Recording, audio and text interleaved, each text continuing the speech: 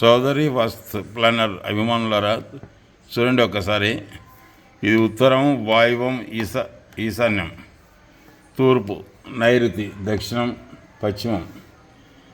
ఇట్లా కట్టే అంటే ఇట్లా గ్యాప్ ఇచ్చి ఇట్లా కట్టుకోవచ్చు.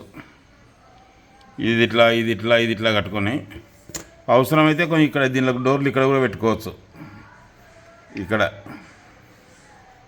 ఈ రూమ్లకు, 2 రూమ్లకు కూడా.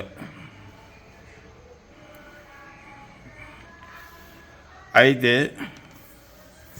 ఇక్కడ ఏం జరుగుతుందంటే వీటి నుంచి ఇట్లా వస్తే వీళ్ళు వాయువం ఆగ్నేయం వచ్చినట్టయితుంది. ఇట్లా ఈ రూమ్లకు ఆగ్నేయం వచ్చినట్టయితుంది ఇట్లా.